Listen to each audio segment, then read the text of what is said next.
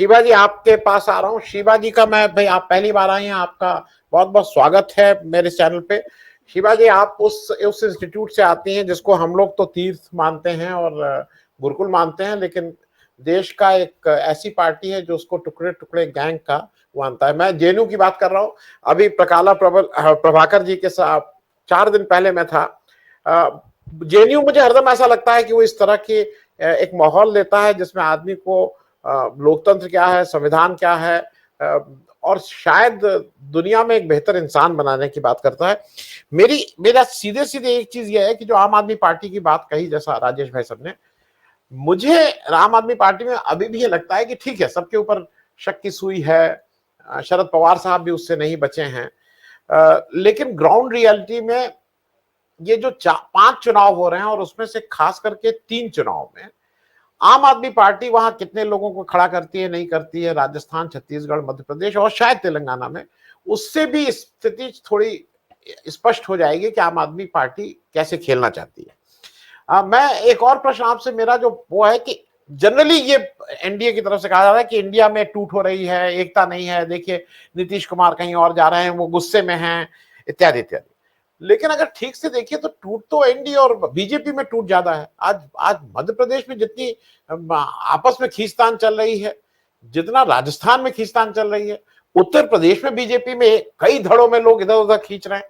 तो थोड़ा मुझे इस पे भी बताइए कि ठीक है, इंडिया में अलग अलग तरह 26 पार्टीज हैं, एक विचारधारा नहीं है, लेकिन कंपैरेटिवली आपको क्या लगता है कि ज्यादा एकता किसमें नजर आ रही है? बहुत शुक्रिया सिंह साहब। आपने क्योंकि जेएनयू का जिक्र किया तो मैं बताऊं, जब 2016 के बाद लगातार गोदी मीडिया जेएनयू के मुखालिफ खड़ा होकर के और उसको बर्बाद करने की कोशिश कर रही थी, मैंने तय किया और लिख करके तय किया कि गोदी मीडिया पे नहीं जाना है। कल भी टाइम्स नाउ का एक बुलावा आया तो मैंने उनसे यही कहा, नहीं टाइम्स नाउ पे नहीं जाती हूँ। तो गोदी मीडिया से त्रस्त है जेएनयू, और जेएनयू के नाम पर फिर उन्होंने बाकी सारे जो हमारी यूनिवर्सिटीज़ हैं उनको शिकार बनाया, और इस समय यूनिवर्सिटीज़ को पूरी तरह से कब्जा किया जा चुका है। चपरासी तक की वेटिंग जो है वो आरएसएस से होती है। तो यूनिवर्सिटीज़ का हाल तो ये हुआ है। अच्छा, वो आपने मौका दिया, मैंने ये बात कही। जहाँ तक केजरीवाल साहब का सवाल है, और खासकर उनकी पार्टी के बीच में से ये जो उनकी प्रवक्ता ने, कक्कड़ मैडम ने ये बात कही कि उनको घोषित कर दिया जाए, ये देखने में थोड़ी निर्लजता जैसी लग रही है कि अभी आपके पास परफॉर्मेंस का इतना बड़ा या संघर्ष का इतना बड़ा रिपोर्ट कार्ड नहीं है कि आप ये कहें। लेकिन मैं इसको इस तरह देखती हूँ कि कक्कड़ मैडम के लिए पार्टी के अंदर बहुत सारा कंपटीशन होगा, और उन्हें भी अपने पद को बनाए रखना या पद पे बने रहने को जस्टिफाई करना पड़ता होगा। और वो क्या कहें इस समय जब कुछ और विरोध नहीं कर पा रहे हैं, जो उनकी पूरी जो सियासत है वो विरोध की सियासत है, और खासकर कांग्रेस के विरुद्ध उन्होंने बहुत निर्लजता से झूठे आरोप लगाए और माफिया मांगी। तो ऐसे में कक्कड़ मैडम के लिए ये सबसे सेफ गेम रहा होगा कि वो ये कह दें, ये सुर्रा छोड़ दें नया कि भाई उनको प्राइम मिनिस्टर बनाओ। लेकिन बहरहाल ये थोड़ा बचकाना है, लोग समझते हैं इस बात को। दूसरी बात ये है, इस समय जो INDIA है उसका एक डायरेक्ट रिश्ता जो समाज से और जनता से जुड़ रहा है। उसके किसी के पास जो जितने भी उसमें बाकी के घटक दल हैं, उसके लिए उसका कोई जवाब नहीं है, उसकी कोई बराबरी का कोई मैच नहीं है। तो वो जो सबसे बड़ी जो पूंजी है इस समय इंडिया के पास, राहुल गांधी के नाम पर, कांग्रेस के नाम पर, आप ये देखिए कि तमाम आर्गुमेंट्स हैं कि यूपी में फना हो गई कांग्रेस पार्टी, लेकिन इसके बावजूद आप देखिए कि यूपी में मेहनत इस बीच किसने की। लड़की हूँ लड़ सकती हूँ से लेकर के जो लगातार एक मेहनत करना, ये सजा है इस देश में कि अगर आप जातिवादी नहीं हैं, सांप्रदायिक नहीं हैं, तो आप कितनी भी अच्छी बात करें और कितनी भी मेहनत करें, जनता आपके साथ नहीं आएगी। और ये सजा दे करके खुद जनता ने ये सजा भुगती है। राहुल गांधी या प्रियंका गांधी या कांग्रेस पार्टी या सोनिया गांधी ने वो सजा नहीं भुगती है। उत्तर प्रदेश में तो ये हुआ है कि जिस तरह से हम लोग कहते हैं मोदी के भक्त हैं, वो बर्बाद हो जाएंगे, रोज उनको मार पड़ रही है, इसके बावजूद उनकी थाली से भोजन गायब हो गया, उनके बच्चे की नौकरी नहीं लगी, उनके इंजीनियर बच्चे पकौड़ा तलने पर मजबूर हो गए, इसके बावजूद वो उनको वोट देते रहे। यही हाल उत्तर प्रदेश में सपा और बसपा के वोटर्स का है। सपा का जो मुसलमान वोटर है वो गुलामी कर रहा है और इतना बेमोल बिका है सपा के हाथों। उसके कुछ मिलना, कुछ उसका विकास तो छोड़ दीजिए, उसको जब सबसे बड़े बड़े अपराध उसके विरुद्ध किए गए, उसकी जानें ली गई, उसके एनकाउंटर्स किए गए, उसके साथ मुजफ्फरनगर कई कई बार हो चुका है, अब तो एक मुजफ्फरनगर नहीं है, कई मुजफ्फरनगर हैं। और इसके बावजूद उत्तर प्रदेश का मुसलमान मेहनत करने वाली और जातिवाद न करने वाली पार्टी के बजाय गुलामी लगातार करता रहा और वो भुगत रहा है, वो डिजर्व कर, वो जहां पर आज खड़ा है वो डिजर्व करता है। तो मैं ये मानती हूँ कि ये जो हमारे जेबी वोट है, चाहे वो मायावती का जेबी वोट हो, चाहे वो मुस्लिम जेबी वोट हो सपा का, जहां भी है, वो भुगत रहे हैं। उन्होंने उसका भुगतान ही है ये कि आज अब उनके पास और कोई रास्ता नहीं। तो इंडिया पर मैं वापस आते हुए ये बात कहूंगी कि ये जो चुंबकीय आकर्षण है जनता का राहुल गांधी के साथ, और फिर राहुल गांधी जिस अम्ब्रेला को लेके चल रहे हैं, एक तारतम्य बन चुका है जनता के साथ। इस समय इस तरह की बातें ये आम आदमी पार्टी की वो बहुत संजीदगी से नहीं ली जाएंगी, और अगर वो इस बात को नहीं समझ रहे हैं, जनता के मूड को नहीं समझ रहे हैं, तो वो भी गलती करेंगे। दूसरी बात आपने कही कि 5 राज्यों में चुनाव हैं और ये चाहे वो ओवैसी हो, चाहे वो आम आदमी पार्टी हो और चाहे वो बसपा हो, ये तीनों पार्टियों का रिकॉर्ड हमेशा से इसी तरह का रहा है। अब सवाल यही है कि इंडिया वाले जो लोग हैं वो इस पर कितनी बात कर पाते हैं। अब इस पर वो उनका काउंटर नैरेटिव क्या होगा जनता से के बीच में जाकर के। जनता को वाचाल नेता पसंद आते हैं, और वाचालता में आपने देखा, खैर मायावती तो अब वाचाल भी नहीं रही, उनको वो खौफ में जीती हैं, लेकिन बाकी के 2 वाचाल नेता हैं और उनकी वाचालता तो ठीक है।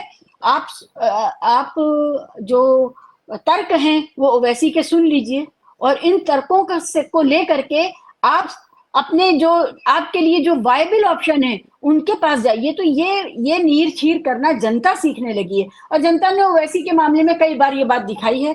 आम आदमी पार्टी का जो मामला है उसका चमत्कार भी थोड़ा कम हुआ है। दूसरी बात यह है कि जैसे कि अभी उद्धव ठाकरे ने कहा कि ये सिर्फ विपक्ष नहीं, हम देश बचाने आए। जनता को भी अब ये लग रहा है कि देश को बचाना है। फ्री वाईफाई, फ्री इलेक्ट्रिसिटी ठीक है, ये भी चाहिए, लेकिन देश को बचाना बहुत जरूरी है। और ये जनता से ज्यादा कौन जानता है, जिसके पास लोकतंत्र का छिलका बचा है, उसका सारा रस, उसका गूदा अडानी अंबानी को दिया जा चुका है। तो अब इस समय जो जनता है वो बहुत और आप जैसे चैनल्स जो काम कर रहे हैं जनता के बीच में, वो उस जनता को आपने भी बहुत सिखाया है और परिपक्व किया है। खुद जनता बहुत पॉलिटिसाइज्ड है, हमारे युवा बहुत पॉलिटिसाइज्ड हैं।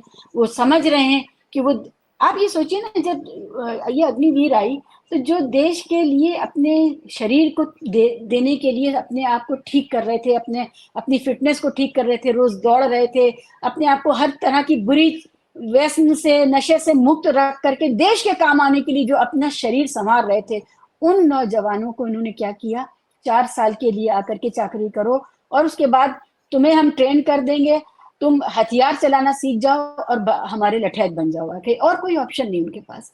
ये जो युवा के साथ हुआ है कि आज सबसे ज्यादा आत्महत्याएं भारत का युवा कर रहा है।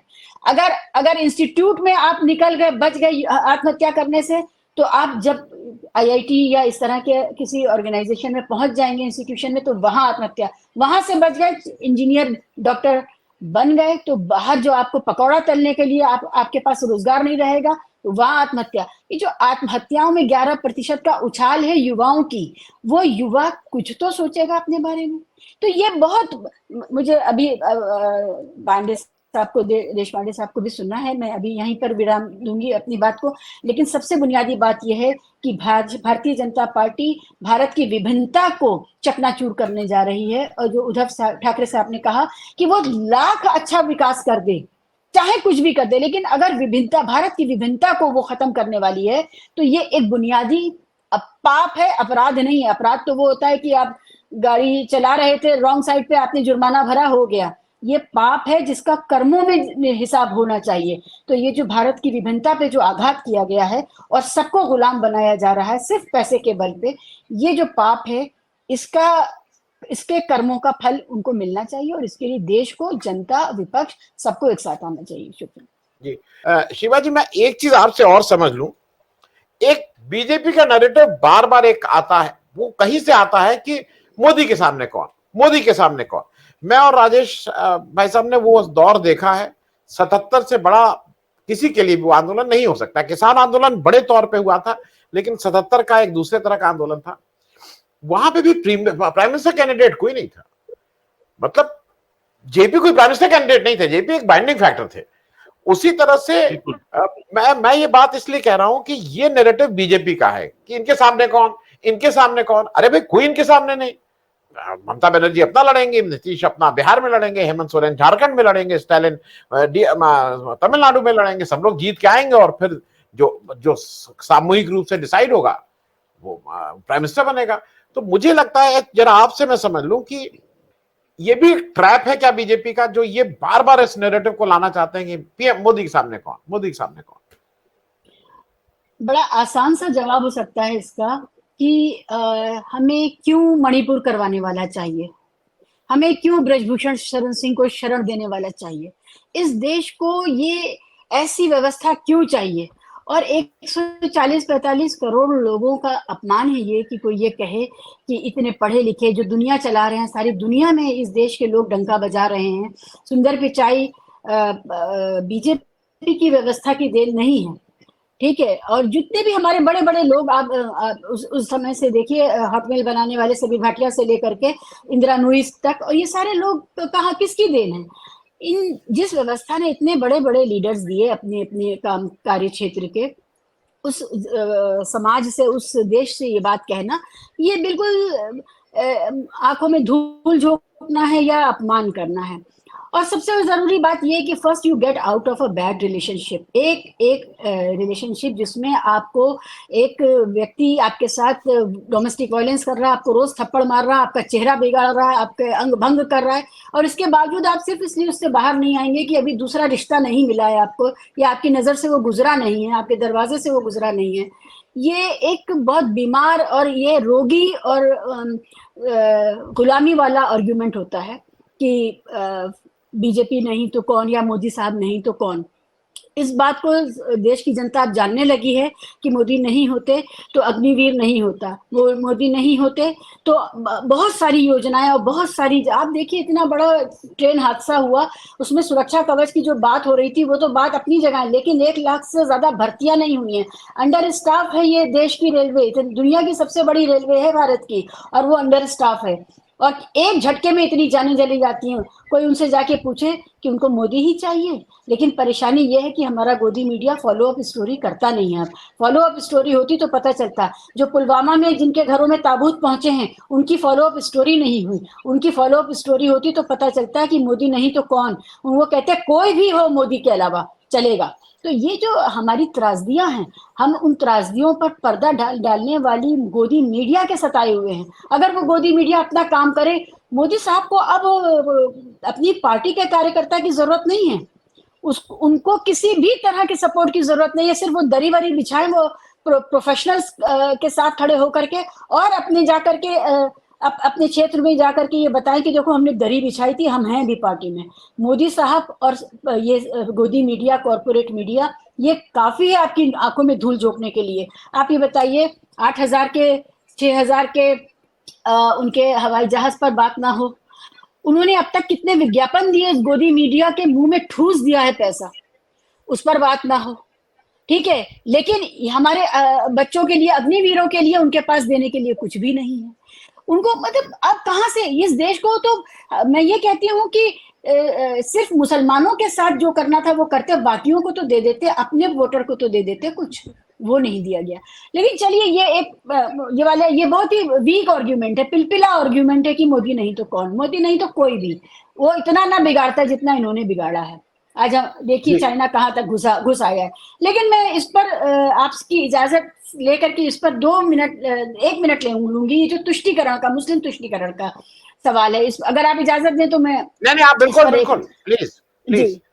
देखिए जी, ऐसा है कि मुस्लिम तुष्टीकरण का जो सवाल है उससे हमें डरना नहीं चाहिए, उसमें अंदर घुस के बात करनी चाहिए। और वो सवाल ये है कि आज की राहुल गांधी की जो कांग्रेस है, राहुल गांधी का जो विजन है, वो तुष्टीकरण का विजन जो पिछले जमानों में रहा होगा, वो विजन नहीं है। ये वो आदमी है जो आत्मघाती होने की हद तक ईमानदारी से काम कर रहा है। इसने अडानी अंबानी के सारे ऑफर्स ठुकरा दिए, उनके हवाई जहाज, उनके हेलीकॉप्टर ठुकरा दिए, और उसको पता है कि जब इनका नाम लेते हैं तो चंदा आना बंद हो जाएगा, लेकिन उस चंदे को ठुकरा दिया। आपको पता है भारत की चुनावी व्यवस्था ऐसी है कि ईमानदार शरीफ आदमी बिना काले धन के सपोर्ट के और बिना धन्ना सेठ के सपोर्ट के चुनाव नहीं लड़ सकता। लेकिन ये आदमी पार्टी की गरीबी तक को मंजूर कर लिया इसने, लेकिन इसने जो सच है वो बोला। तो तुष्टीकरण का सवाल आप यहाँ से देखिए कि ये बात सही है कि एक जमाने में तुष्टीकरण कांग्रेस के अंदर आरएसएस के भी स्लीपिंग सेल का होता था और मुल्ला वर्ग का भी होता था। इसको संभालते थे वो बिगड़ता था, उसको संभालते थे ये बिगड़ता था। जो all India Muslim personal law board के जो कम पढ़े लिखे और पितृ सत्तावादी लोग थे उनको भी संभाला जाता था, और इधर आरएसएस को भी संभाला जाता था, और उनको उनकी करने दी जाती थी। इनको इनकी एक अराजकता थी इस तरह से। आज की जो सियासत है कांग्रेस के अंदर, किसी भी तरह का किसी मौलाना का आप देखेंगे पदार्पण या जाकर के इतनी बुरी हालत में पहुंच करके भी कभी किसी से फतवा नहीं लिया। ये नहीं कहा कि हाँ हैदराबाद में हमको वोट देने के लिए फतवा दे दो, या दिल्ली में वोट देने के लिए फतवा दे दो, या उत्तर प्रदेश या बिहार में।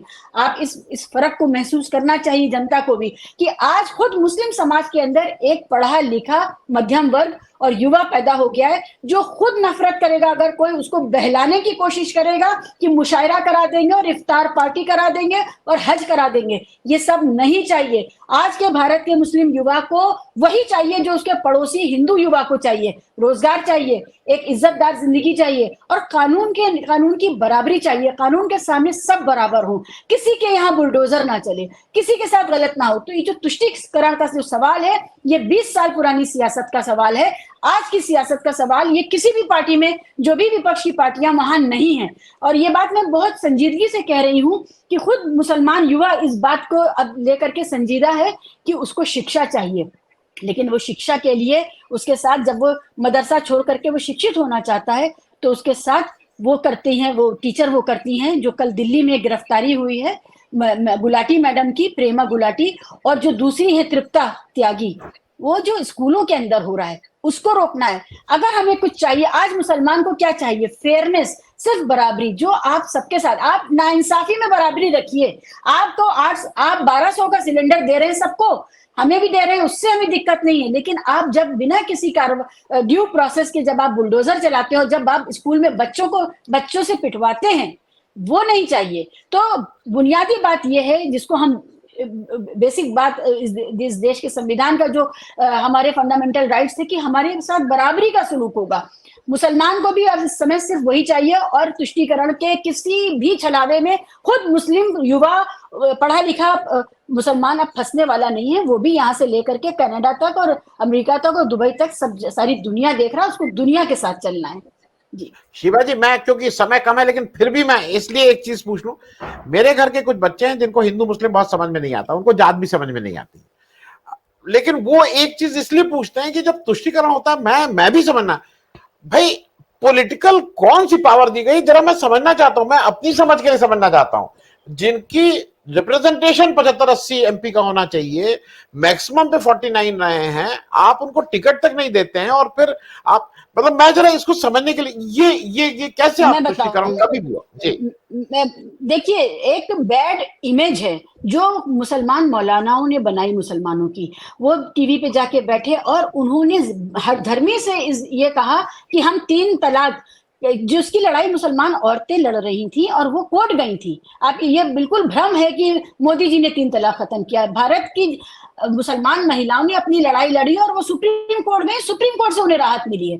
देखिए, ये जो बैड बिहेवियर करने वाले जो मौलाना, आपको पता है मुझसे एक सीनियर आरएसएस के फंक्शनरी ने कहा, शिवा जी आप जैसे मुसलमान तो आरएसएस के किसी काम के नहीं है। आरएसएस के काम तो वही मौलाना है जो आकर के टीवी पे की डिबेट पर कहते हैं कि देश के हम टुकड़े टुकड़े कर देंगे अगर मुस्लिम पर्सनल लॉ पे किसी ने उंगली उठाई। तो ये जो स्टीरियोटाइप है बैड इमेज का, इसको लगातार पुनर्जीवित करके और इसका लगातार इसको रिप्रोड्यूस करके ये एक इमेज खड़ी की गई। आप बताइए, इस देश में पीएम, सीएम, डीएम, जीएम कहाँ है मुसलमान? चपरासी भी नहीं है, ठीक है। लेकिन एक इमेज क्या बनाई गई कि देखो मुसलमान जो बैड बिहेवियर है उसको टॉलरेट किया जाएगा, और वो टॉलरेट कौन करता है? वो वही गोदी मीडिया करता है जो अपने यहाँ हाथापाई करवाता है मौलाना के साथ, और मौलाना के लिए कहलवाता है चुप हो जा, बैठ जा।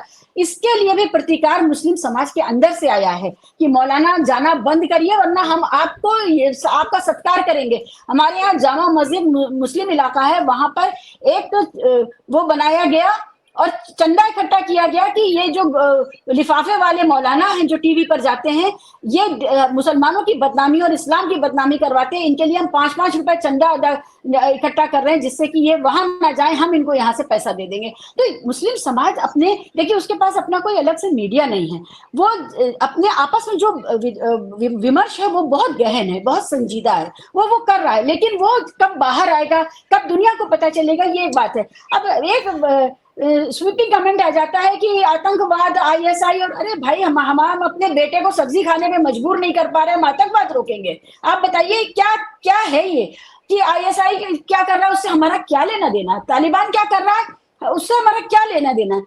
तो मेरा यही कहना है कि इस देश में मुसलमान बिल्कुल वैसा ही है जैसे इस देश के बाकी के लोग हैं, लेकिन उनको अलग दिखाने का, पृथक करने का काम इसलिए जरूरी है आरएसएस के लिए कि उसको डाइवर्सिटी को ही तो तोड़ना है, और वो डाइवर्सिटी तोड़ने में उसको मुसलमान सबसे आसान लगता है क्योंकि उसके पास एक दाढ़ी, टोपी और एक बुर्का है, बस।